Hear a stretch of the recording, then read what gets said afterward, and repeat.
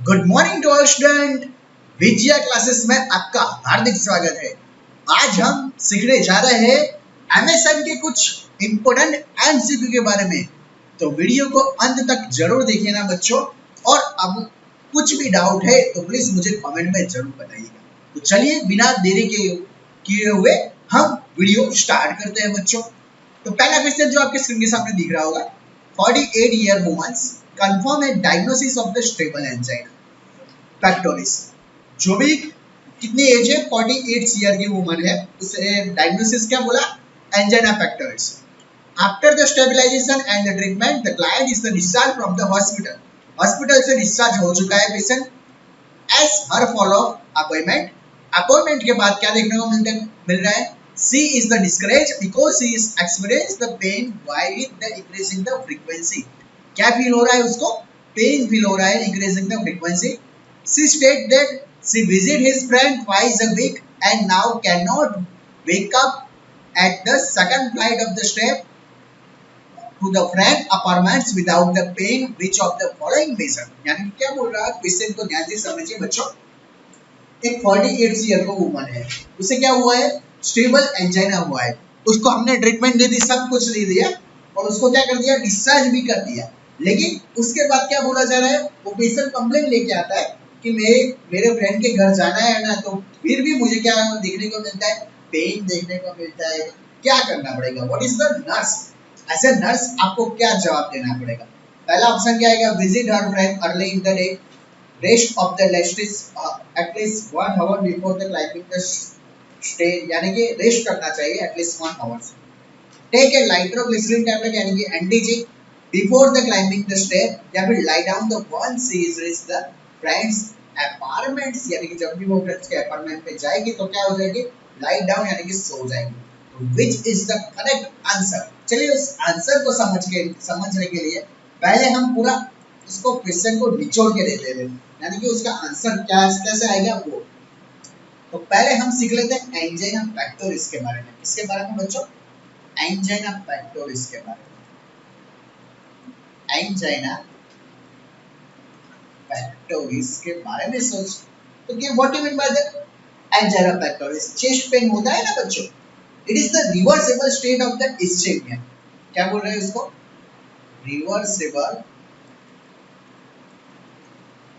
State of the ischaemia, यानी कि क्या देखने को मिलता है, इस्चेमिया देखने को मिलता है बच्चों। और उसकी वजह से क्या होता है, इम्बैलेंस होगा। क्या होगा, इम्बैलेंस होगा किसके बीच में, between the demand and the supply of, between the demand and the, second one इसमें कौन सा आएगा बच्चों, supply, demand and the supply of the myocardium. जो भी मायोकार्डियम लेयर है उसमें क्या हम देखने को मिलेगा, इम्बैलेंस देखने को मिलेगा किसके बीच में, demand and the supply of the myocardium. यानी कि ऑक्सीजन की क्या होने को, डिमांड क्या हो जाएगी, कम हो जाएगी। क्या हो जाएगा, ऑक्सीजन लेवल क्या हो जाएगा, जो मिलना चाहिए वो क्या हो जाएगा, डाउन हो जाएगा। Imbalance between the supply of the myocardium of the O2, यानी कि O2 का सप्लाई क्या होगा, धीरे धीरे कम हो जाएगा। अब O2 की कमी से जो भी रेस्पिरेशन होता है उसे क्या बोला जाता है बच्चों, आपको सबको पता है, एनारोबिक रेस्पिरेशन। क्या बोला जाता है, एनारोबिक रेस्पिरेशन बोला जाता है। क्या बोला जाता है बच्चों, एनारोबिक रेस्पिरेशन बोला जाता है। तो पता चला, तो क्या बोल रहा हूँ आपको फिर से बताता हूँ। एंजाइना पेक्टोरिस में क्या होता है बच्चों, सिंपल सी बात मैं बता दे जा रहा हूँ कि जो भी एंजाइना पेक्टोरिस है उसमें क्या देखने को मिलता है, reversible state of the ischaemia. It is the imbalance between, यानी कि इम्बैलेंस देखने को मिलता है किसके बीच में, demand and the supply of the myocardium, यानी कि जो O2 का सप्लाई है क्या हो जाएगी, अब मायोकार्डियम के लेयर को कम मिलेगी। इसकी वजह से जो रेस्पिरेशन होता है उसको क्या बोलते हैं, एनारोबिक रेस्पिरेशन बोलते हैं। यानी कि जो भी O2 की कमी में जो रेस्पिरेशन होता है उसे क्या बोलते हैं, एनारोबिक रेस्पिरेशन बोलते हैं। अगर एनारोबिक रेस्पिरेशन हो रहा है तो उसकी वजह से जो बनता है उसे क्या बोलते हैं, लैक्टिक एसिड बनता है। क्या बनता है बच्चों, लैक्टिक एसिड, यानी कि लैक्टोएसिडोसिस नाम की कंडीशन होती है। और ये लैक्टिक एसिड का इंक्रीज लेवल जितना बढ़ेगा वो क्या कर देता है, एक्यूमुलेट कर देता है। क्या करता है, एक्यूमुलेट होता जाएगा धीरे धीरे। और एक स्टेज में क्या हो जाएगा, उसकी वजह से उसके में क्या देखने को मिलेगा, पेन क्रिएट होगा। क्या होगा बच्चों? पेन क्रिएट होगा। तो पता चला एंजाइना पेक्टोरिस में क्या हुआ? Irreversible state of the ischaemia imbalance देखने को मिलेगा। किसमें बच्चों? Demand and the supply of the myocardium. That's why O2 की क्या हो जाएगी? डिमांड कम हो जाएगी। अगर O2 कम मिलेगा तो क्या होगा?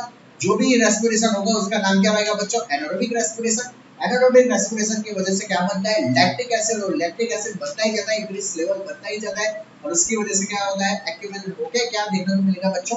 पेन देखने को मिलेगा। क्या देखने को मिलेगा बच्चों? पेन। तो चलिए अब एंजाइना पेक्टोरिस कंटिन्यू में हम थोड़ा सा और डिटेल में पढ़ लेते हैं बच्चों। पता तो चल रहा है ना बच्चों? Please like, share and comment my video please बच्चों। इतना सा मुझे पॉजिटिव मोटिवेशन दिए तो अच्छा। चलिए पहले देख लेते हैं स्टेबल एंजाइना। पहले मैं किसके बारे में बात कर रहा हूँ बच्चों? Stable angina. इसमें क्या होता है? इफ द कोरोनरी आर्टरी, क्या बोल रहा हूँ बच्चों? इफ द कोरोनरी आर्टरी, जो भी कोरोनरी आर्टरी है उसका ऑब्स्ट्रक्शन क्या देखने को मिलेगा? कोरोनरी आर्टरी का क्या होता है? ऑब्स्ट्रक्शन देखने को मिलेगा। उसकी वजह से क्या होगा? Decrease the blood supply. Blood supply क्या हो जाएगा बच्चों? उसकी वजह से डिक्रीज हो जाएगा। जैसे ही डिक्रीज होगा ब्लड सप्लाई, उसकी वजह से जो डिमांड है ऑक्सीजन की वो कैसी हो जाएगी बच्चों? बढ़ जाएगी। और डिमांड बढ़ने की वजह से जो सप्लाई है वो तो कम ही रहेगा। सप्लाई कम रहेगा, उसकी वजह से क्या हो रहा है? मैं फिर से बोल रहा हूँ, क्या होगा? चेस्ट पेन होगा। क्या होगा बच्चों? Chest pain. तो फिर से स्टेबल एंजाइना में क्या होता है? कोरोनरी आर्टरी का ऑब्स्ट्रक्शन होने की वजह से बच्चों क्या होता है? जो भी ब्लड सप्लाई वो कम जाता है ऑर्गन को हमारे, और उसकी वजह से जो डिमांड है ऑक्सीजन की वो क्या हो जाएगी बच्चों? हाई हो जाएगी। लेकिन सप्लाई तो कम ही रहेगा। दैट्स व्हाई क्या देखने को मिलेगा? चेस्ट पेन देखने को मिलता है। क्या देखने को मिलेगा? Chest pen. और ये चेस्ट पेन कब देखने को मिलता है? डू एनी वर्क, क्या करते हो? कोई भी वर्क करे, do any work, then chest pain occur. Then क्या देखने को मिलेगा? Chest pain occur. आपको पता होना चाहिए ये ऐसा एंजाइना है जब हम कोई एक्टिविटी यानी कि कुछ भी ऐसा काम जो इसमें एनर्जी का लेवल बढ़ जाए। कैसा काम कर रहा हूं मैं? एनर्जी का लेवल जिसमें बढ़ जाए, ऐसा कोई काम अगर पर्सन करता है और उस दौरान अगर चेस्ट पेन देखने को मिलता है तो उसे क्या बोलते हैं बच्चों? याद रखना बच्चों, stable angina. What is mean stable angina? पता चला कोरोनरी आर्टरी का ऑब्स्ट्रक्शन होगा, ब्लड सप्लाई कम होगा, डिमांड बढ़ेगी लेकिन सप्लाई तो कम होगा, और उसकी वजह से क्या होगा? चेस्ट पेन देखने को मिलेगा। अब अगर हम कोई भी हैवी वर्क करेंगे जिसमें एक्सरसाइज की जरूरत पड़ेगी, अगर एक्टिविटी करें जिसमें हैवी वर्क करना पड़े, तो उसकी वजह से कहां पर वो चेस्ट पेन देखने को मिलता है। अब ये चेस्ट पेन कैसे हम डिटेक्ट करेंगे वो भी देख लेते हैं। इसके पहले आपको पता चला अगर कोई एक्सरसाइज करे, एक्टिविटी करे, तो उसकी वजह से क्या होगा? O2 की डिमांड क्या हो जाएगी? हमारी बॉडी में बढ़ जाती है। अगर O2 की डिमांड बढ़ जाए हमारी बॉडी में तो समझ लीजिएगा क्या होगा? उसकी वजह से पेन होगा एंजाइना की कंडीशन में। चलिए अब आगे कंटिन्यू पढ़ लेते हैं ट्रेडमिल टेस्ट के बारे में। TMT बोल देता हूं मैं। कौन सा टेस्ट बच्चों? Treadmill test.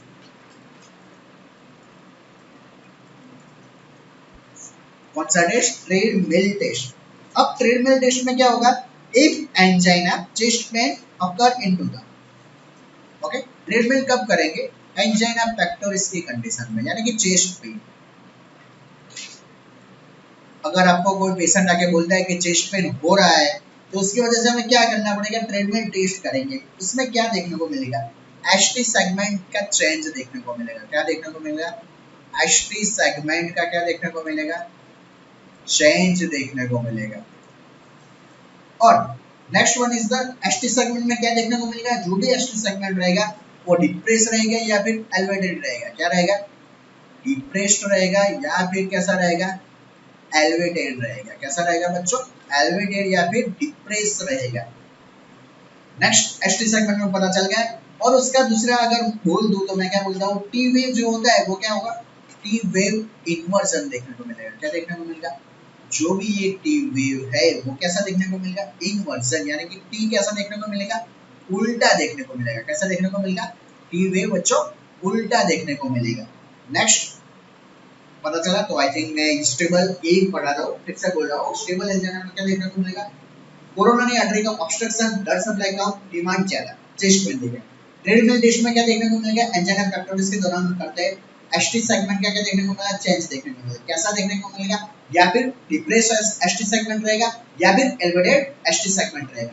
और जो टी वेव रहेगा वो कैसा रहेगा, इन्वर्जन रहेगा। इन्वर्जन का मीनिंग क्या, ये कैसा है, सीधा, तो उल्टा कर दीजिए कि ऐसा टी देखने को मिल सकता है। कैसा देखने को मिल जाए, उल्टा टी देखने को मिल सकता है। कैसा टी देखने को मिल सकता है, उल्टा टी। अब देखते हैं दूसरा, और दूसरा कौन सा आएगा बच्चों, अब आएगा कौन सा आएगा, स्टेबल आएगा। कौन सा आएगा बच्चों, स्टेबल, सॉरी अनस्टेबल। स्टेबल तो मैंने पढ़ा लिया बच्चों, अब कौन सा आएगा, अनस्टेबल। तो चलिए बच्चों शुरू करते हैं अनस्टेबल के बारे में। किसके बारे में, अनस्टेबल के बारे में।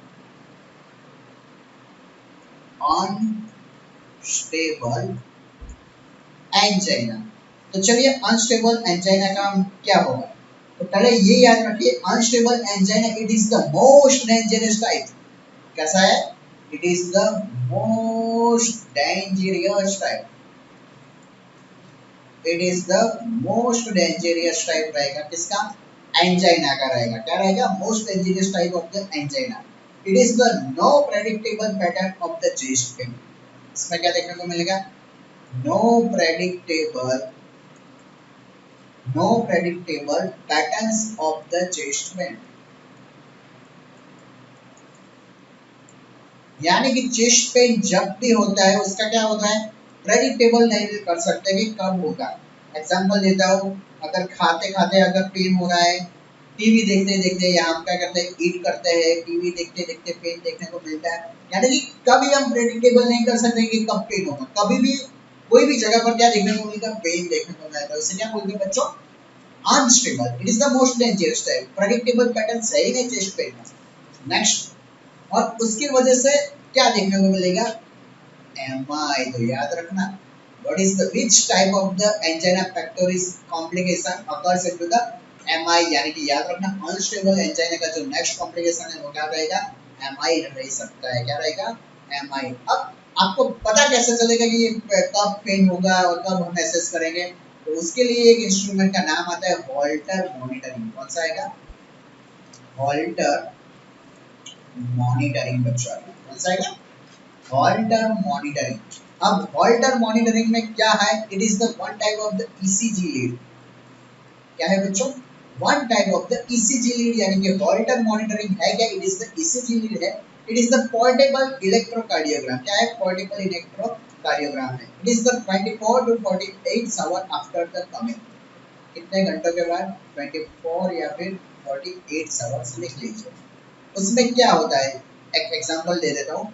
अगर स्वेटिंग यानी कि जब भी पसीना होता है तब, चलिए एग्जांपल दे रहा हूँ, अगर हमें पसीना हुआ और उसके दौरान हमें चेस्ट पेन हुआ, तो वो क्या होता है, हमें बोल देने का पेशेंट को, जो भी आपको पेन हो तब आप क्या कर रहे थे और उसका टाइम क्या था, वो दोनों लिख देने का। पता चला। और उसके बाद जो भी हमने डेटा है वो चेक करेंगे। क्यों, कैसे चेक करेंगे बच्चों, हमने हॉल्टर मॉनिटरिंग लगाया है ना, यस, हॉल्टर मॉनिटरिंग लगाया है। इसमें क्या ईसीजी लीड है, वो सारा कुछ मेजर करती है। और पेशेंट को पूछेंगे कितने टाइम में आपको पेन हुआ, वो टाइम देखने के बाद आप क्या कर सकते हो, इजीली क्या हो सकता है, हम एसेस कर सकते हैं। तो पता चला 24 या फिर 48 आवर के बाद क्या होगा, स्वेटिंग यानी कि चेस्ट पेन हो रहा है। यानी कि मैं एग्जांपल दे रहा हूँ और कुछ नहीं बोल रहा हूँ, यानी कि जो भी होता है वो, अगर चेस्ट पेन कब हो रहा है वो एक्टिविटी और टाइम लिख दीजिएगा। चलिए नेक्स्ट चलते हैं, एक मिनट।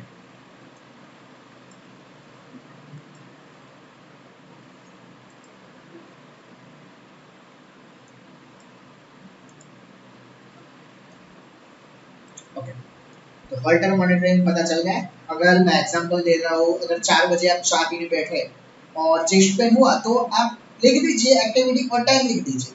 उसके बाद क्या करेगा डॉक्टर, जो भी हमने डेटा रखा है ना हॉल्टर मॉनिटरिंग, उसकी वजह से आप क्या देंगे, इजीली हम ऐसे डिटेक्ट कर सकेंगे और आपको आंसर मिलेगा। चलिए बच्चों नेक्स्ट आगे का क्वेश्चन, यानी कि कंटिन्यू में हम देख लेते हैं।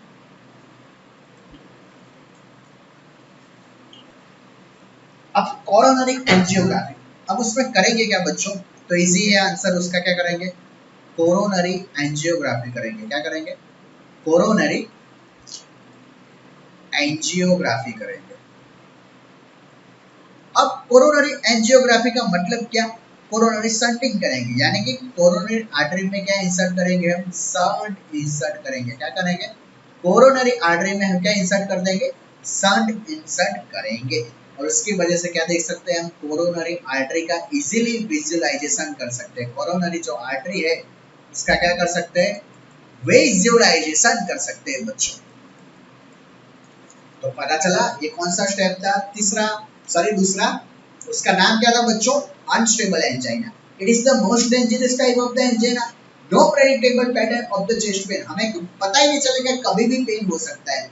और उसका मेन कॉम्प्लिकेशन क्या हो सकता है बच्चों, एमआई हो सकता है। उसकी वजह से हमें क्या करना है, डॉक्टर क्या बोलेंगे, ऑल्टर मॉनिटरिंग आएगा। उसको क्या है, उसमें क्या आएगा, पोर्टेबल इलेक्ट्रोकार्डियोग्राम आएगा।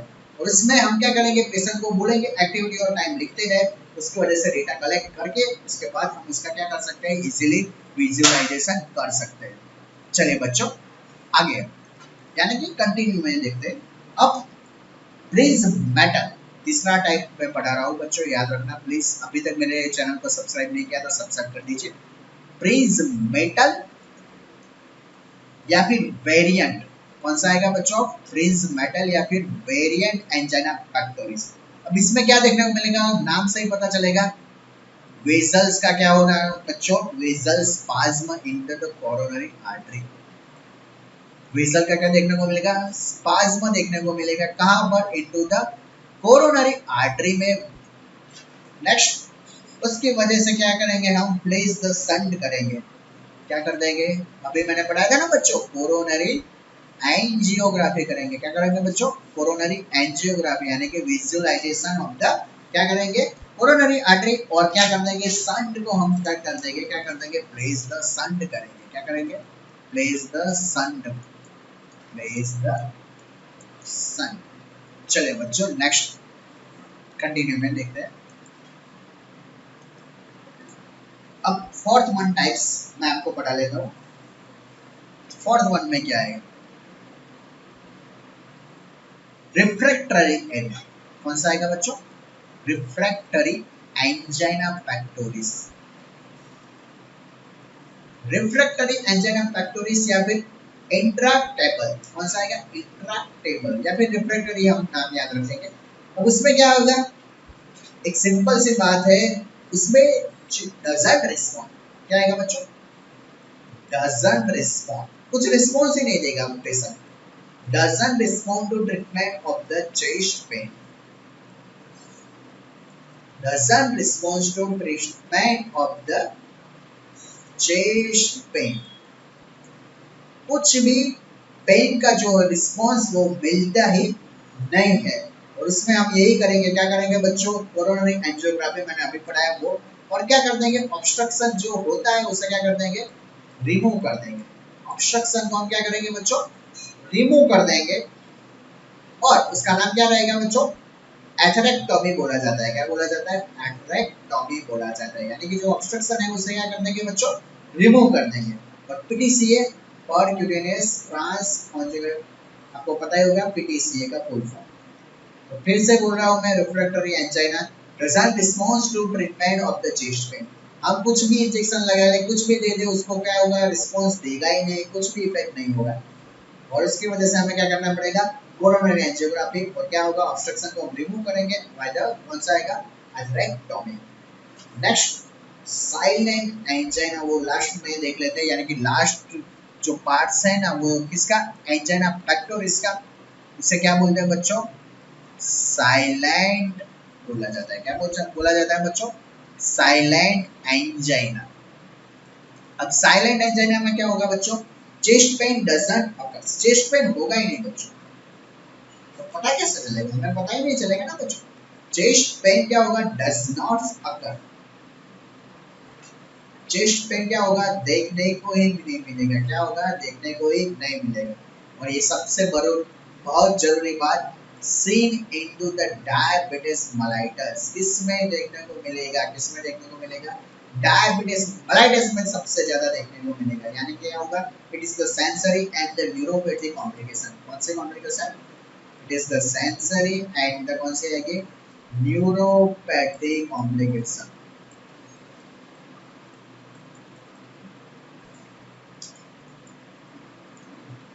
तो पता चला sink into the diabetes mellitus यानी कि डायबिटिस मेलाइटस में कौन सा देखने को मिलेगा, साइलेंट एंजाइना देखने को मिलेगा।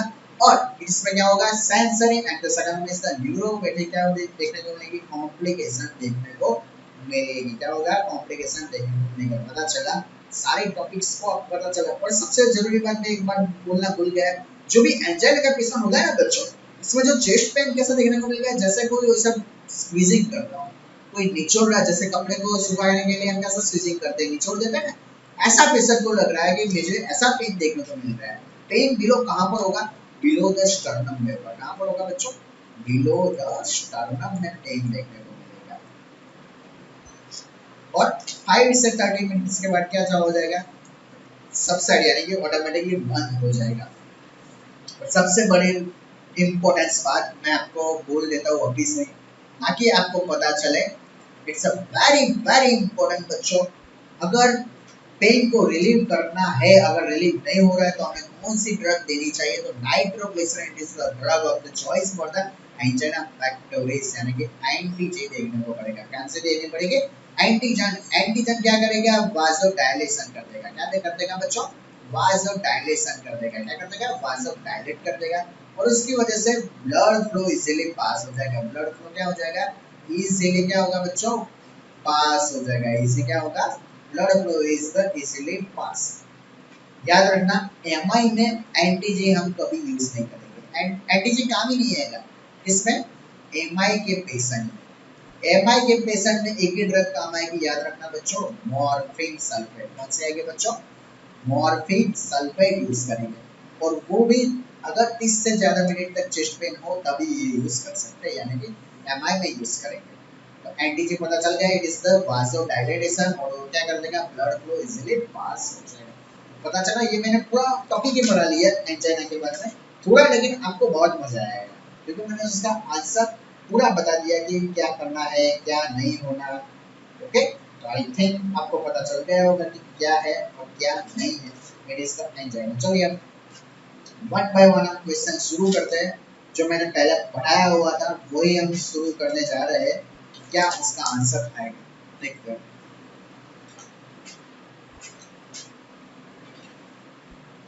ओके, 48 का वुमन है, कंफर्म बोल दिया कि एंजाइना पैक्टोरिस है, तो हम क्या करेंगे, तो visit her friends early in the day, rest of the list and hours before the climbing the chair, take a nitroglycerin tablet before the climbing the stair, lie down once the reach the friends apartment। तो आपको इसी answer कौन सा आएगा, take a nitroglycerine. मैंने अभी पढ़ाया ना, जो बहुत ही बढ़िया इंपॉर्टेंट है, वो कौन सा आएगा, एंटीजी यानी कि nitroglycerin is the correct answer. मैंने थोड़ा सा ज्यादा कर लिया, मैं क्लियर कर देता हूँ अगर आपको पता चल गया ना। ओके चलो, take a nitroglycerin before the climbing the stair. अब मैं पेशेंट को बताना, अगर आप जब भी स्टेयरिंग चढ़ो तो आपको बोल देने का क्या कर देना, बोलेगा नाइट्रोग्लिसरीन टैबलेट लेके जाओ। तो पता चला एंजाइना पैक्टोरिस आई थिंक मैंने जो मेहनत की है वो आपको बहुत पसंद आई होगी। और वीडियो प्लीज मेरा लाइक जरूर कर दीजिए। चलो बच्चों, नेक्स्ट क्वेश्चन जो आपके स्क्रीन के सामने बहुत ही बढ़िया दिख रहा होगा, वो बहुत शानदार क्वेश्चन है।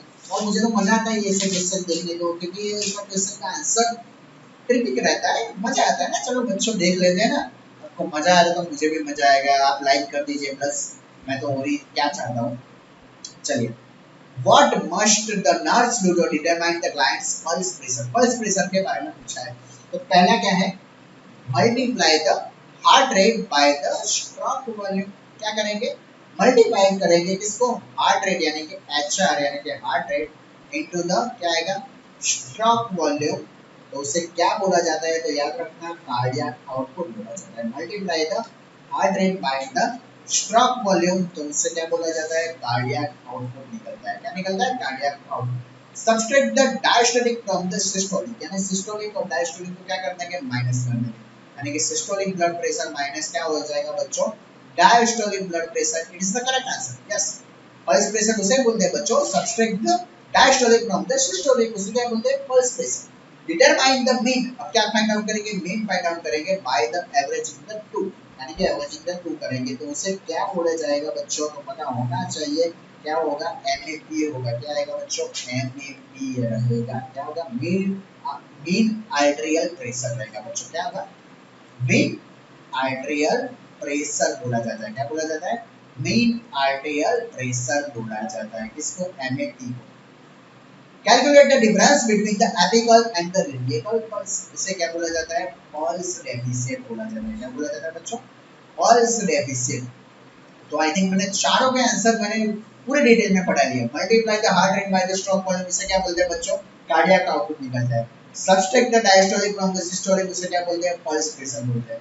Determine the main blood pressure by the averaging the two, यानी कि मेन आर्टेरियल प्रेशर कैसे फाइंड आउट करेंगे उसका भी मैं एक होता है ना जो सूत्र वो देख लेता हूँ। Sorry, systolic blood pressure plus क्या करेंगे? 2 into डायस्टोलिक ब्लड प्रेशर। क्या करेंगे? Systolic blood pressure 2 into the diastolic blood pressure upon the 3, it is the MAP, sorry, हाँ MAP it is the main arterial pressure। कैसे काम find out करेंगे? Systolic blood pressure plus 2 into the diastolic blood pressure upon the 3। तो आपका current answer तो मैंने पहले ही बता दिया था। चलिए अब आगे का क्वेश्चन जो आपके स्क्रीन के सामने बहुत ही जानदार दिख रहा होगा, शुरू करते हैं नेक्स्ट क्वेश्चन। फ्यूसेमाइड के बारे में बोला है बच्चों। It's a very important. ये ड्रग देख कैसे है वो बताइए मैंने पहले आपको। फ्यूसेमाइड है क्या? It is the omen used to treat the hypertension. Furosemide हम हाइपरटेंशन में यूज क्यों करते हैं आपको पता है? फ्यूसेमाइड क्या करेगी, क्या है, उसका सारा हम निचोड़ देते हैं। चलो फ्यूसेमाइड ले लीजिए हाथ में, उसको आज के बाद ऐसा कोई एग्जाम नहीं होना चाहिए जिसमें अगर फ्यूसेमाइड का क्वेश्चन है ना तो आपको नहीं है, क्योंकि आपको पढ़ाया किसने है? जिया क्लासेस से पढ़े हुए हैं। तो प्लीज बच्चों लाइक एंड शेयर जरूर कर दीजिए। चलिए अब फ्यूसेमाइड देख लेते हैं। ओके, फ्यूसेमाइड, अब फ्यूसेमाइड के बारे में देख लेते हैं। Furosemide is the omen used to treat the hypertension. Hypertension के लिए हम फ्यूसेमाइड यूज करेंगे। वो कैसी है? इट इज द लेसिक्स, यानी कि लूप डायबिटिक। कैसे है बच्चों? Loop diabetics. Next, it is the work and कहां पर वर्क करेगी? तो याद रखना बच्चों, it is the work on the loop of Henle. किस पर वर्क करेगी? It is the work on the loop of the handle, यानी कि लूप ऑफ द हैंडले कहां पर रहेगा? It is the nephron parts. Kidney का जो नेफ्रॉन का पार्ट रहता है वहां पर रहेगा। इनहिबिट, और उसकी वजह से क्या करेगा? इनहिबिट द, क्या करेगा? inhibit the reabsorption of the sodium। inhibit क्या करेगा? reabsorption of the sodium, यानी कि जो सोडियम है उसको क्या करेगा? reabsorption करेगा या नहीं करेगा? inhibit यानी कि रोक देगा। inhibit the reabsorption of the sodium and the water from the renal tubules। तो क्या करेगा? Furosemide it is the Lasix drugs. Work कहां पर करेगी? It is the work on the loop of the Henle पर करेगी। क्या करेगी? इनहिबिट यानी कि कम कर देगी किसका? रिएब्जॉर्प्शन सोडियम और वाटर का। कहां से? फ्रॉम द रीनल ट्यूब्यूल से। और उसमें क्या आएगा? सोडियम एक्सट्रैक्ट, यानी कि वाटर और सोडियम जो भी होता है ना, नॉर्मली क्या होता है बॉडी हमारी क्या करेगी? रिएब्जॉर्ब कर देती है, लेकिन इसमें क्या कर देगी? इनहिबिट कर देगी। और अब जैसे ही इनहिबिट कर देगी, जो भी क्या करेगी? रीअब्जॉर्प्शन, जो भी सोडियम और जो वाटर का है वो रीअब्जॉर्प्शन नहीं करेगी, तो क्या होगा? जो भी ब्लड वॉल्यूम है क्या हो जाएगा? डिक्रीज हो जाएगा, क्योंकि रीअब्जॉर्प्शन हो ही नहीं रहा ना बच्चों। अगर रीअब्जॉर्प्शन होता तो ब्लड वॉल्यूम में कुछ होता है ना बढ़ावा, लेकिन वो तो लेती ही नहीं है बॉडी। तो इसकी वजह से क्या होता है बच्चों? Blood volume now be decrease. जो भी ब्लड वॉल्यूम है वो कैसा हो जाएगा? Now is the decrease. अब ब्लड वॉल्यूम जैसे डिक्रीज होगा ना बच्चों, तो समझ लीजिए कार्डियक आउटपुट भी क्या हो जाएगा? डिक्रीज। लेकिन कार्डियक आउटपुट डिक्रीज यानी कि ब्लड प्रेशर भी क्या हो जाएगा? डिक्रीज देखने को मिलेगा। क्या हो जाएगा? Blood pressure decrease. तो इमरजेंसी में अभी अगर ड्रग यूज करनी है तो हम यूज कर सकते हैं लूप डायबिटिक्स। लेकिन एक बात मैं फिर से बोलना चाहता हूँ, अगर आप लेसिक्स दे रहे हैं ना बच्चों, तो एज अ नर्स हमारी एक रिस्पॉन्सिबिलिटी है, जब भी हम लेसिक्स दे रहे हैं ना पेशेंट को, तो नेवर फास्ट, यानी कि कभी फास्ट या फिर रैपिड कभी भी हम नहीं दे सकते, कभी भी नहीं बच्चों। नेवर फास्ट और नेवर रैपिड। एक फास्ट, अगर फास्ट दे दिया तो उसका क्या कॉम्प्लिकेशन होगा, ऑटोटॉक्सिसिटी होगी। क्या होगी बच्चों, ऑटोटॉक्सिसिटी होगी। ऑटोटॉक्सिसिटी यानी कि कौन सी क्रेनियल नर्व में इफेक्ट पड़ेगी, 8th नंबर की क्रेनियल नर्व पे, और उसकी वजह से क्या देखने को मिलेगा, डेफनेस भी देखने को मिलेगी। क्या देखने को मिलेगी, डेफनेस भी देखने को मिलती है। तो लेसिस के बारे में याद रखना बच्चों, कभी उसे फास्ट नहीं देंगे। अगर आपने फास्ट भूल से भी दे दी तो उसकी वजह से कहां पर इफेक्ट होगा बच्चों, 8 नंबर की क्रेनियल नर्व, यानी कि ऑटोटॉक्सिसिटी होने की संभावना होगी, यानी कि डेफनेस होने की संभावना ज्यादा हो जाएगी। क्या हो जाएगी, डेफनेस।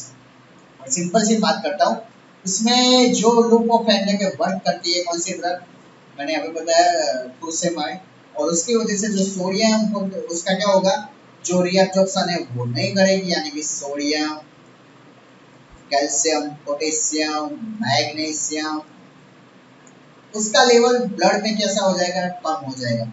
लेकिन यूरिक एसिड का याद रखना बच्चों, यूरिक एसिड का लेवल कैसा कैसा हो जाएगा, ब्लड में बढ़ जाएगा। कैसा हो जाएगा बच्चों, यूरिक एसिड क्या हो जाएगा, बढ़ जाएगा। तो उसकी वजह से एक दूसरी भी चीज मैं बोल देता हूँ, patient suffering from the hypotension भी हो सकता है। जैसे अगर हम क्या होगा, लेसिक्स अगर लॉन्ग टाइम यूज करेंगे, क्या बोल रहा हूँ मैं, अगर लेसिक्स लॉन्ग टाइम तक हम यूज करेंगे तो उसकी वजह से क्या होगा, किसकी विटामिन की डेफिशिएंसी होगी, थियामिन की डेफिशिएंसी होगी। किसकी होगी बच्चों, थियामिन की डेफिशिएंसी देखने को मिल सकती है। किसकी डेफिशिएंसी बच्चों, डेफिशिएंसी ऑफ द थियामिन देखने को मिलेगा। और फिर क्या देखने को मिलेगा, रेसिस देखने को मिलेगा। कहाँ पर, स्किन पर रेसिस भी देखने को मिल सकता है। क्या देखने को मिलता है, रेसिस भी दिखने को मिल सकता है। तो पता चला, मैंने पूरा लेसिस के बारे में पढ़ा लिया। तो चलिए अब एमसीक्यू के बारे में थोड़ा देख लेना। अब तो इसका आंसर बच्चों आना चाहिए आपको, मैंने इतना बढ़िया पढ़ाया ना, तो प्लीज मेरा इज्जत भी रखिएगा, आंसर बताना। तो fusimide is the often used to treat the hypertension. For the reason, fusimide it blocks the sympathetic stimulation of the heart, inhibit the reabsorption of the sodium and the water into the kidney tubules, thus the control the blood pressure. It helps the reabsorption of the sodium and the excretion of the potassium. It dilates the peripheral blood vessel. क्या होगा, block तो नहीं करेगा, reabsorption क्या करेगा, sodium का reabsorption करेगा नहीं करेगा, इनहिबिट कर देगा।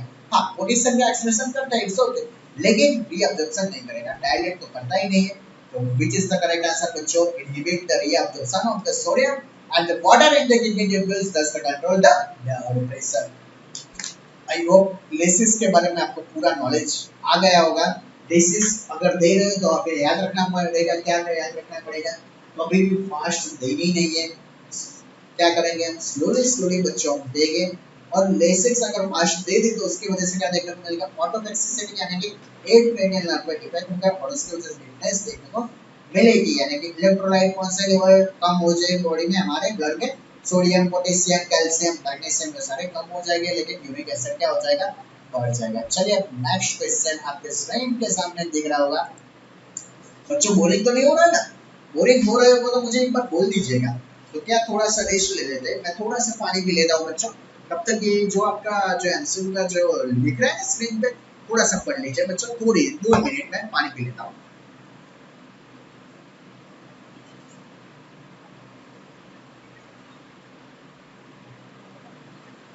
अभी तक आपने मेरे चैनल को सब्सक्राइब नहीं किया था बच्चों, प्लीज सब्सक्राइब कर दीजिए, और मेरे चैनल को एक बार लाइक भी जरूर कर दीजिएगा।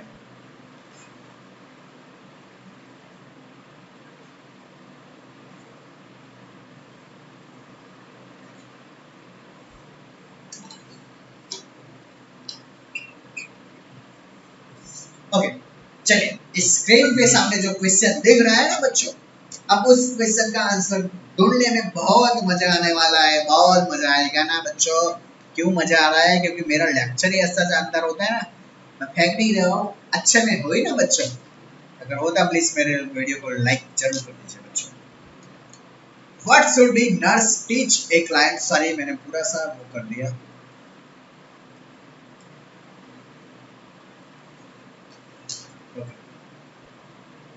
What should the nurse teach a client who is the taking the antihypertensive drug?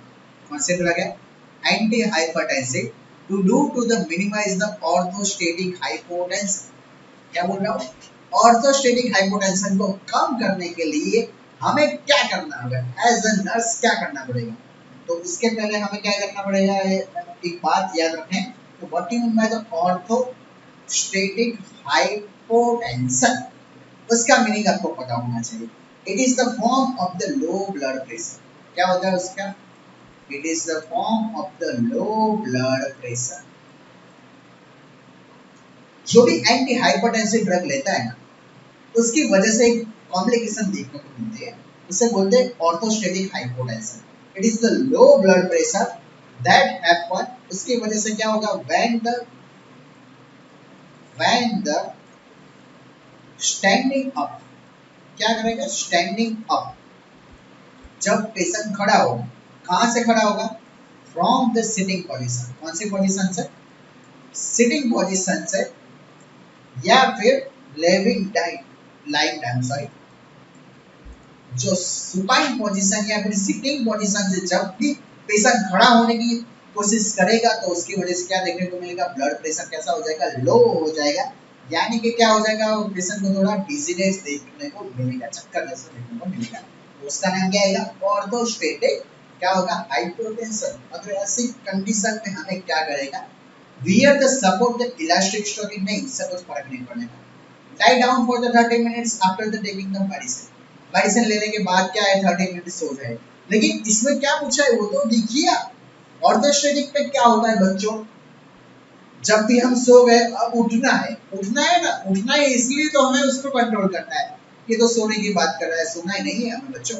Ever the task that require the high energy, ऐसे टास्क ही मत दीजिए उसमें हाई एनर्जी। अब खड़ा होना है, इसमें कैसे हाई एनर्जी चाहिए, नहीं, ऐसा नहीं है। एक ही आंसर बचा है, तो आई थिंक डी आंसर सही होगा। Sit on the edge of the bed for the 5 minutes before the standing. जब भी हम खड़े होने की ट्राई करिए, तो पहले 5 मिनट तक तो क्या करते हैं कि हम बैठे कहाँ पर, एज ऑफ द बेड, जो भी बेड का जो एज रहता है ना, खूब जो लास्ट वाला जो पार्ट रहता है, वहां पर क्या करना पड़ेगा, हमें पेशेंट को सिट यानी कि बैठना पड़ेगा। कितने मिनट्स तक बच्चों, 5 मिनट्स तक। अगर 5 मिनट्स तक बच्चों बैठेंगे तो पेशेंट को इजीली वो क्या होगा, ऑर्थोस्टेटिक हाइपोटेंशन से बच सकता है।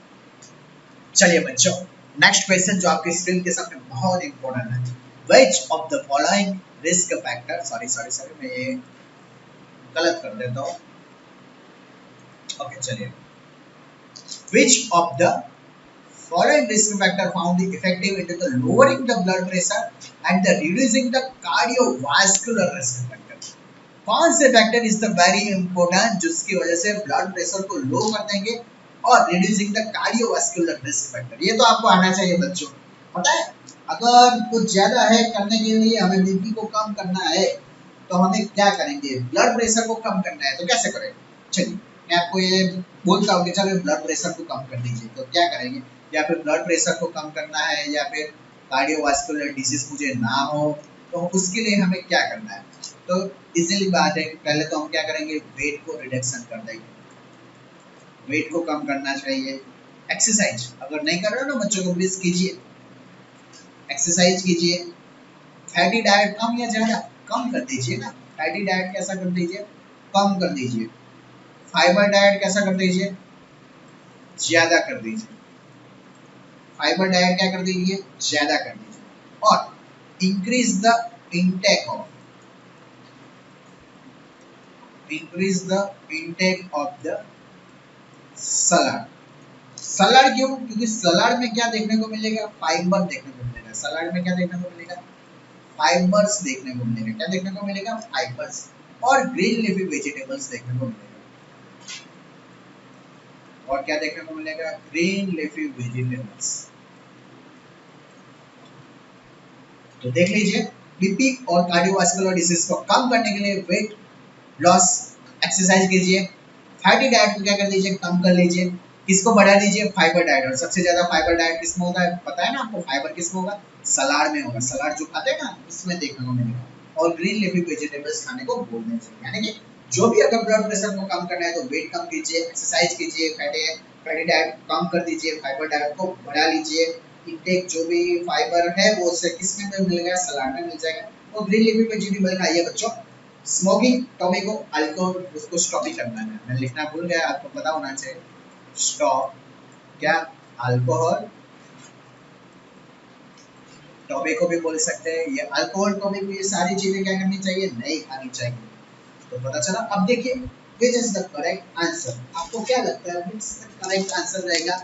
implementing the lifestyle modification, reducing the environmental status, increasing the dietary fats, maintaining the routine lifestyle practice। तो कौन सा आएगा which is the correct answer? implementing the lifestyle modification। Sir क्या आएगा? implementing the, इम्प्लीमेंट क्या करेंगे, लाइफस्टाइल के modification को क्या कर देंगे, इम्प्लीमेंट कर देंगे, क्या कर देंगे, इम्प्लीमेंट कर देंगे। पता चला कैसे इम्प्लीमेंट करेंगे? वेट को कम करेंगे, एक्सरसाइज करेंगे, जो भी फैटी डाइट है उसको क्या कर देंगे, कम कर देंगे, लेकिन किसको बढ़ा लेंगे, जो भी फाइबर डाइट है उससे क्या कर देंगे, इंक्रीज कर देंगे। फाइबर सबसे ज्यादा किसमें रहेगा, सलाद में रहेगा, यानी कि इंटेक किसका बढ़ा लेंगे, सलाद का बढ़ा लेंगे। और क्या करेंगे, ग्रीन लीफी वेजिटेबल्स स्टार्ट करने को पेशेंट को बोल देंगे। चलिए अगला क्वेश्चन जो आपकी स्क्रीन के सामने दिख रहा हो, a patient with the hypertension, patient को क्या है, हाइपरटेंशन है और प्रिस्क्राइब क्या की है, एसी इनहिबिटर यानी कि एंजियोटेंसिन कन्वर्टिंग एंजाइम दी है। Look directs the expected out of the theory, अगर आपने ये किया है तो उसकी वजह से क्या होगा, सिंपल सा क्वेश्चन है, उसमें कुछ भी लॉजिक नहीं है। हाइपरटेंशन वाला पेशेंट है, उसे क्या दे दिया, एसी इनहिबिटर दे दिया, और एसी इनहिबिटर की वजह से क्या आउटकम हमें देखने को मिलेगी, excretion of the calcium, increase in the diastolic blood pressure, decrease in the blood pressure, या फिर हाइपोटेंशन। तो सिंपल सी बात है, हाइपरटेंशन है तो हाइपोटेंशन को क्या करना पड़ेगा, इजीली बात है, क्या करेंगे, decrease the blood pressure, blood pressure को क्या कर देना चाहिए, कम कर देना चाहिए, क्या कर देंगे, डिक्रीज द ब्लड प्रेशर, क्या करेंगे, डिक्रीज द ब्लड प्रेशर। चलिए नेक्स्ट क्वेश्चन आपकी स्क्रीन के सामने दिख रहा होगा। Okay, patient with the hypertension, patient क्या है, हाइपरटेंशन वाला है, it is the receiving from the DTHM, कौन सा आएगा ड्रग, कौन सा, डीटीएचएम, कैल्शियम चैनल ब्लॉकर है, वो कौन सी है, कैल्शियम चैनल ब्लॉकर है। The nurse understand this drug the lower the blood pressure, जो भी ड्रग्स है वो क्या करेगी, ब्लड प्रेशर को कम करेगी, लेकिन कैसे कम करेगी, कैसे कम करेगी आपको पता है, देख लेते हैं ना बच्चों, वही तो काम है, मेरा काम क्या है, सिखाना। कैल्शियम चैनल ब्लॉकर क्या करेगी वो देख लेते हैं, देख लेते हैं कैल्शियम चैनल ब्लॉकर का रोल क्या है। उसके पहले कैल्शियम का रोल क्या है वो तो देख लीजिए, क्योंकि कैल्शियम का रोल ही आपको नहीं पता तो फिर कैल्शियम चैनल ब्लॉकर का रोल हम पढ़ के भी क्या करेंगे। तो आपको पता होना चाहिए कि कैल्शियम चैनल ब्लॉकर का रोल क्या है। वन बाय वन हम क्या पढ़ेंगे, पहले what is the mechanism of the action of the calcium channel blocker, यानी कि कैल्शियम चैनल ब्लॉकर की एक्शन क्या है आपको पता है। चलिए हम डिस्कस करते हैं कि कैल्शियम का रोल क्या है हमारे बॉडी में। तो पहले तो क्या करेंगे, it is the role into the blood vessel, ध्यान से पढ़ना बच्चों, सॉरी, वो कहां पर इफेक्ट करेगी, पहले तो ब्लड वेसल में। कैल्शियम कहां चला जाएगा, ब्लड वेसल में चला जाएगा, और ब्लड वेसल में जाके यह क्या करेगा, वासो कॉन्स्ट्रिक्शन करेगा बच्चों, क्या करेगा, वासो कॉन्स्ट्रिक्शन करेगा। अब वासो कॉन्स्ट्रिक्शन का मीनिंग क्या करेगा, उसका मीनिंग क्या होगा, decrease the size of the blood vessel, decrease the size of the blood vessel, blood vessel की साइज को ये क्या कर देगा, कम कर देगा। कैल्शियम बॉडी में गया, कहां पर काम करेगा, ब्लड वेसल में। ब्लड वेसल में क्या करेगा ये बच्चों, ब्लड वेसल में वासो कॉन्स्ट्रिक्शन करेगा। वासो कॉन्स्ट्रिक्शन का मीनिंग क्या करेगा, डिक्रीज कर देगा किसकी साइज को, ब्लड वेसल की साइज को। दैट्स व्हाई वो इजीली क्या होगा, बीपी यानी कि ब्लड प्रेशर क्या हो जाएगा, इंक्रीज हो जाएगा। क्या हो जाएगा, ब्लड प्रेशर इंक्रीज हो जाएगा। क्या हो जाएगा, ब्लड प्रेशर कैसा हो जाएगा, इंक्रीज हो जाएगा। That's why is the blood pressure easily क्या कर दिया, कैल्शियम ने क्या कर दिया, ब्लड प्रेशर को इंक्रीज कर दिया। यानी कि कैल्शियम का मेन फंक्शन पता चला आपका, वो कैल्शियम हमारी बॉडी में जाएगा ब्लड वेसल में, ब्लड वेसल में वासो कॉन्स्ट्रिक्शन कर देगा। कॉन्स्ट्रिक्शन की वजह से ब्लड वेसल क्या हो जाएगी, छोटी सी, यानी कि साइज कम हो जाएगी। जैसे ही साइज कम हो जाएगी, सप्लाई बढ़ने हो, इसलिए क्या करेगा, बीपी क्या हो जाएगा, हाई हो जाएगा। नेक्स्ट, अब हार्ट रेट पर ये क्या असर करेगा वो देख लेते हैं। एक तो पता चल गया कि इस पे काम करेगा ब्लड वेसल में। अब हार्ट रेट, यानी कि हार्ट रेट पे ये क्या काम करेगा, हार्ट रेट में ये क्या करेगा, increase the heart rate. Heart rate को क्या कर देगा, ये बढ़ा देगा। कैसे बढ़ेगा, it is the force of the contraction. क्या बनेगा, जो भी हार्ट का जो कॉन्ट्रैक्शन रहता है वो क्या बढ़ाएगा, बढ़ा देगा। Force of the contraction of the heart, जो हार्ट का जो कॉन्ट्रैक्शन है वो क्या कर देगा, उसे बढ़ा देगा। और जैसे हार्ट का कॉन्ट्रैक्शन बढ़ेगा, इसलिए कार्डियक आउटपुट भी क्या हो जाएगा बच्चों, बढ़ जाएगा। कार्डियक आउटपुट जैसे बढ़ेगा, इसकी वजह से क्या हो जाएगा, ब्लड प्रेशर अप यानी कि हाई हो जाएगा। तो दोनों कंडीशन में क्या करता है, जो कैल्शियम है वो ब्लड प्रेशर को क्या करता है, ब्लड प्रेशर को बढ़ा देता है। लेकिन अगर हमारी बॉडी के ब्लड वेसल या हार्ट रेट में कैल्शियम को हम एंट्री नहीं करने देंगे, तो जो भी है वो वासोकंस्ट्रिक्शन होगा। वासोकंस्ट्रिक्शन नहीं होगा, अगर कंस्ट्रिक्शन नहीं होगा तो उसकी वजह से क्या देखने को मिलेगा, वासोडाइलेटेशन देखने को मिलेगा। क्या देखने को मिलेगा, वासोडाइलेटेशन देखने को मिलेगा। कॉन्स्ट्रिक्शन तो नहीं है, कॉन्स्ट्रिक्शन का मीनिंग क्या होगा, साइज को कम कर दीजिएगा। साइज को जैसे ही कम करते जाएगा यानी कि ब्लड प्रेशर क्या हो जाएगा, हाई हो जाएगा। Clear, size come, that's why blood pressure is high. लेकिन साइज अगर ज्यादा कर दी हमने तो क्या हो जाएगा, इजीली क्या हो जाएगा, वासोडाइलेटेशन होगा। और उसकी वजह से क्या होगा, जो भी ब्लड प्रेशर वो क्या हो जाएगा, इजीली मेंटेन कर देगी, यानी कि कैल्शियम को जाने ही नहीं देने वाले ना। तो which is the correct answer, the patient with the hypertension relieve the calcium channel blocker. तो उसकी वजह से लोअर द ब्लड प्रेशर किसकी वजह से होगा, तो it is the correct answer क्या आएगा बच्चों, प्रमोटिंग द वासोडाइलेशन। मैंने बताया ना अभी, किसकी वजह से होगा, वासोडाइलेशन की वजह से ही क्या होगा, क्या होगा, ब्लड प्रेशर को इजीली हम डिटेक्ट कर सकते हैं। एक बात हमेशा याद रखना बच्चों, वासोडाइलेशन हुआ इसकी वजह से ब्लड प्रेशर कैसा होगा, कम हो जाएगा। कैसा हो जाएगा, कम हो जाएगा। चलिए नेक्स्ट क्वेश्चन जो आपके सामने स्क्रीन पर देखने को मिलेगा, ए क्लाइंट विद द एंजाइना, इसमें भी एंजाइना ही है, सब में मैंने एंजाइना का पेशेंट ही रखा है। A client with the angina has been taking the डेफिडेविन, डेफिडेविन पेशेंट ले रहा है। The nurse should teach the client, client को क्या बोलना पड़ेगा, monitor the blood pressure, perform the daily weights, inspect the gums daily, limit the intake of the green leafy vegetables. अगर कोई पेशेंट डेफिडेविन ले रहा है तो उसका जो मैन है, पहले तो वो पढ़ा लेता हूँ डेफिडेविन है क्या, it is the calcium channel blocker. Calcium channel blocker होगी यानी कि क्या कर देगी, बीपी को क्या कर देगी, ये कम कर देगी, बीपी को क्या कर देगी, कम कर देगी। और what is the main sign and symptom, sorry complication, तो याद रखना डेफिडेविन की कॉम्प्लिकेशन क्या है, it is the gum bleeding. अगर किसी पेशेंट को डेफिडेविन चल रहा है तो उसकी वजह से क्या देखने को मिलेगा, पेशेंट को गम ब्लीडिंग देखने को मिल सकता है ड्यू टू द थ्रोम्बोसाइटोपेनिया। किसकी वजह से, थ्रोम्बोसाइटोपेनिया की कंडीशन है, इसलिए ये देखने को मिल सकता है। क्या देखने को मिलता है, थ्रोम्बोसाइटोपेनिया नाम की कंडीशन देखने को मिलेगी और उसकी वजह से गम ब्लीडिंग देखने को मिलेगा। और इट इज द डेफिडेविन, डेफिडेविन पता चला, it's the client is the angina has been taking the डेफिडेविन, the nurse should teach the client to monitor blood pressure, perform the daily weights, inspect the gums daily। तो मैंने बता दिया ना कॉम्प्लिकेशन क्या है, गम्स ब्लीडिंग, यानी कि हमें इंस्पेक्ट क्या करना पड़ेगा, गम्स डेली। क्यों, क्योंकि इसकी कॉम्प्लिकेशन है। ये बहुत इंपॉर्टेंट है बच्चों, ये छोटी छोटी बातें, ये ड्रग्स आप ले रहे हैं, पेशेंट ले रहा है तो आपको ध्यान रखना पड़ेगा, ये चीज हम करें, ये चीज नहीं करें।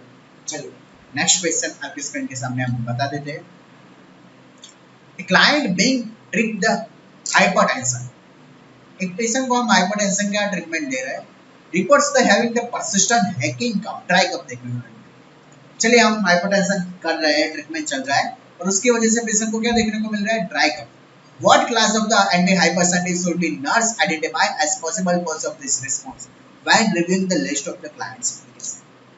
बहुत शानदार क्वेश्चन है, मुझे तो बहुत पसंद आया। क्लाइंट का रिस्पांस क्या है बच्चों, ड्राई कफ, यानी कि जो भी ड्राई कफ देखने को मिल रहा है। क्या ट्रीटमेंट चल रही है बच्चों, एंटी हाइपरटेंसिव ट्रीटमेंट चल रही है। तो उसका what is the man possible causes of this response when reviewing the list of this client medication. अब पहले उसका आंसर पता है आपको, तो मैं इजीली आपको बता देता हूँ, ACE इनहिबिटर याद रखना। कौन सी बच्चों, ACE इनहिबिटर। अब ACE इनहिबिटर क्या है, कैसे करती है, वो हम एक बार सीख लेते हैं। चलिए बच्चों इसी इनहिबिटर के बारे में थोड़ा सा पढ़ लेते हैं।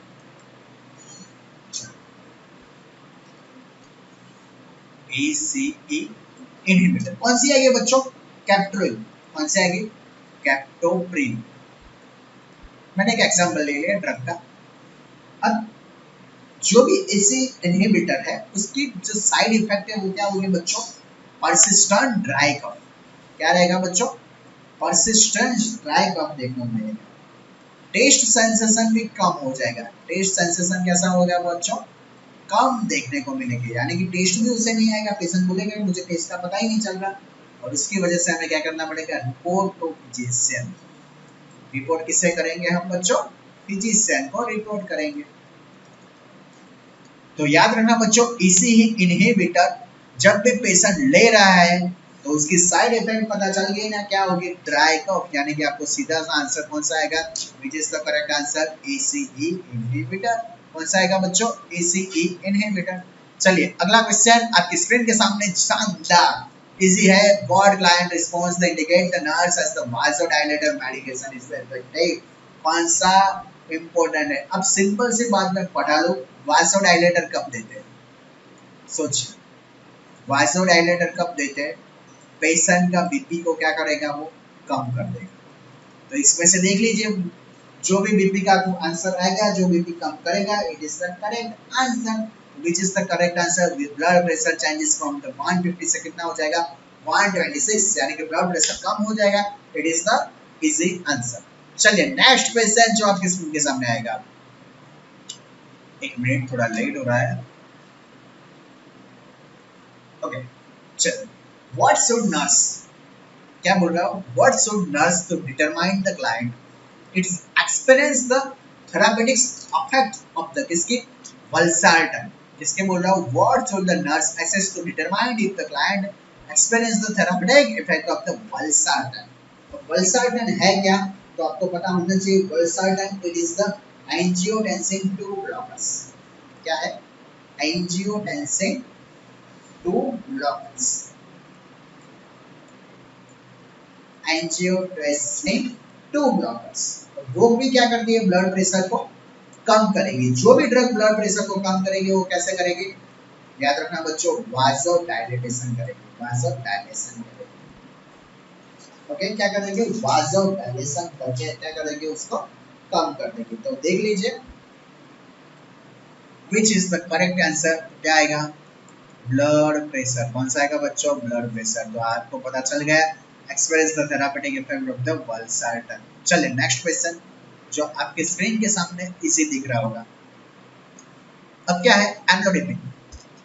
पेशेंट को एम्लोडिपिन दिया हुआ है, हाइपरटेंशन की कंडीशन है। Which response to medication should the nurse instruct the client to report the health care provider. तो याद रखना, एम्लोडिपिन आप जब भी दे रहे हो ना, तो उसकी वजह से एक कंडीशन देखने को मिलेगी, डिजीनेस ऑन द राइजिंग। जब भी पेशेंट खड़ा हो रहा है तब क्या देखने को मिलेगा? डिजीनेस, यानी कि क्या देखने को मिलेगा? चक्कर आए हुए ऐसा लग रहा है उसे। क्या होगा? एम्लोडिपिन जब दे रहे हैं।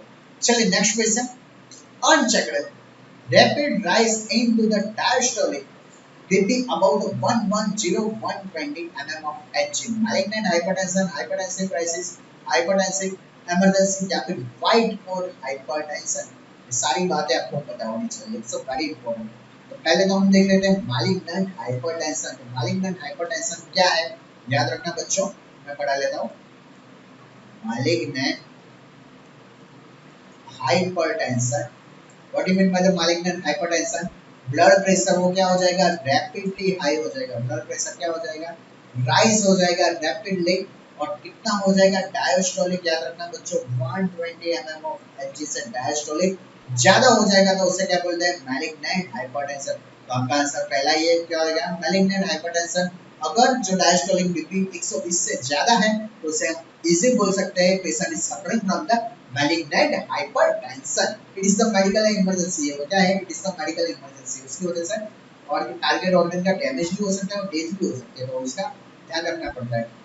और सेकंड अब देख लेते हैं वाइट कोट हाइपरटेंशन के बारे में देख लेते हैं।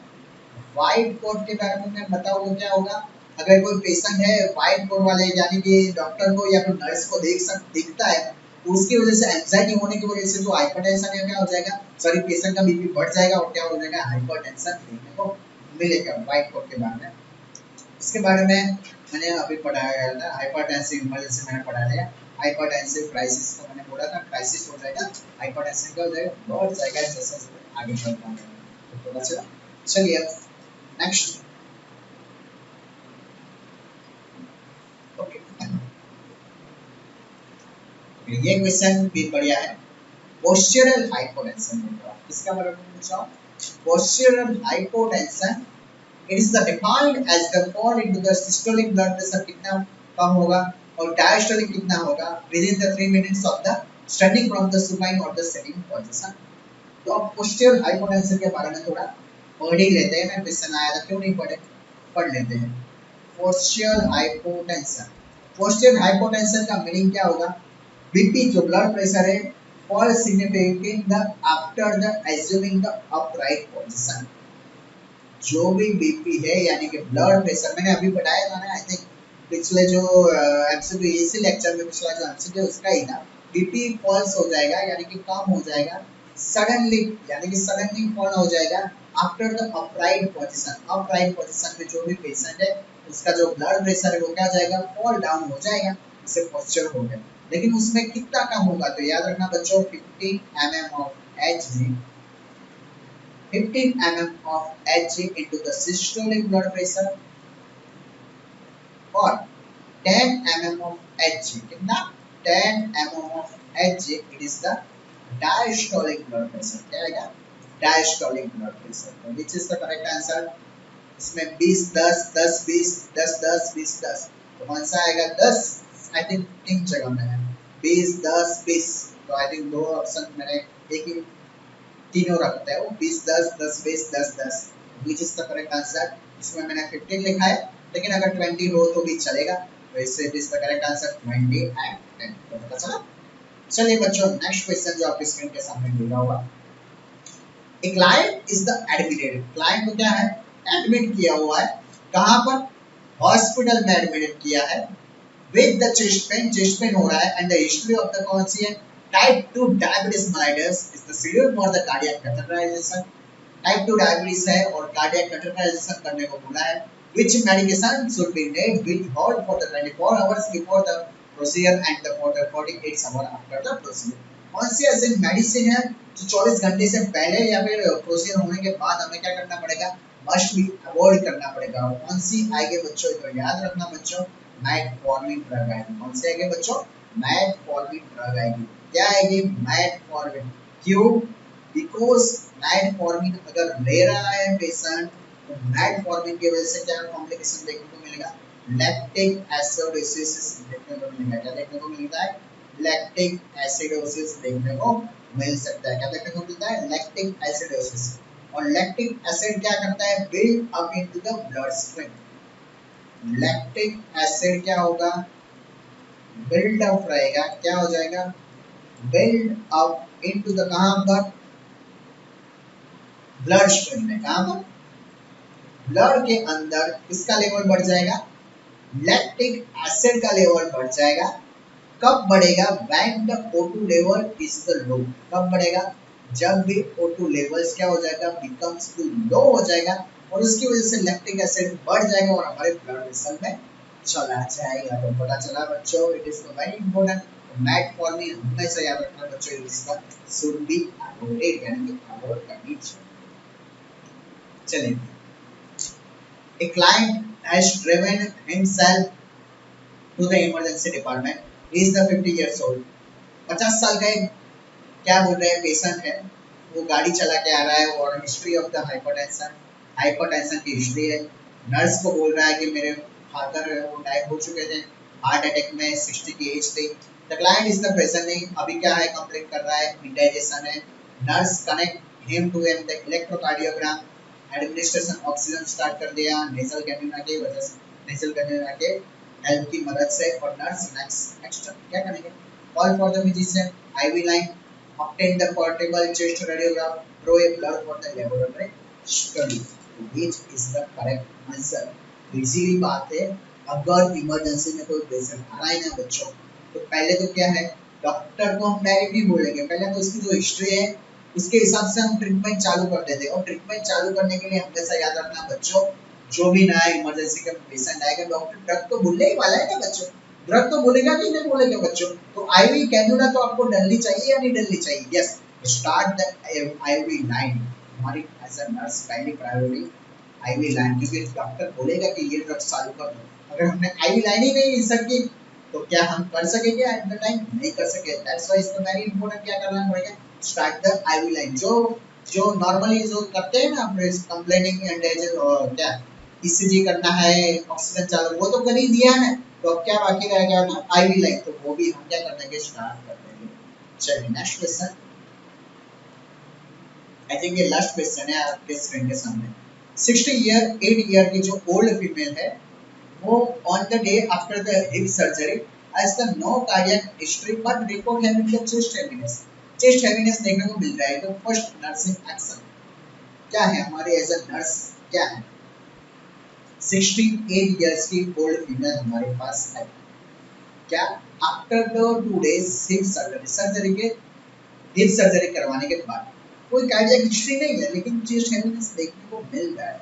तो हमें क्या है, हमेशा एक चीज याद रखना, अगर किसी पेशेंट को ऐसा लग रहा है ना, अगर वो कोई पूछे चेस्ट हेवीनेस देखने को मिल रहा है, तो याद रखना it is suffering from the angina patient. कौन सा पेशेंट? एंजाइना का पेशेंट है। कौन सा पेशेंट है? चेस्ट हेवीनेस है तो कौन सा आएगा? एंजाइना पेशेंट है। तो अब क्या करेंगे? Inquiry about the onsite severity and the precipitating factor of the heaviness, oxygen start कर देंगे, pain medication, inform the physician. मैंने अभी बताया डायरेक्ट फिजिशियन को नहीं बोलना चाहिए। फिजिशियन को बोलने कब बोलेंगे, जब हमारे पास से पूरी हिस्ट्री हो। अब क्या है, हाँ हालांकि और कोई बात अलग है, जब किसी की सीपीआर की जरूरत है, ऐसा कोई पेशेंट है जिसको तात्कालिक इमरजेंसी केयर करनी ही पड़ेगी, तो वो बात अलग है। तो चेस्ट हैवीनेस है तो इंडिकेट क्या करेगा? एंजाइना इंडिकेट करेगा। तो ऑक्सीजन, अब तुरंत तो हम ऑक्सीजन स्टार्ट नहीं करेंगे, क्यों करेंगे? चेस्ट हैवीनेस में कोई ऑक्सीजन थोड़ी स्टार्ट करेगा। तो पहला तो क्या आएगा, इंक्वायरी बिठाएंगे of the onsite severity of the persistent factor of the heaviness. पहले पूछेंगे क्या है, कैसे हुआ, सिवियरिटी कितनी है, तब जाके उसका आंसर होगा। तब हम ऑक्सीजन स्टार्ट करेंगे, मेडिसिन स्टार्ट करेंगे, फिजिशियन डॉक्टर जैसा बोलेंगे।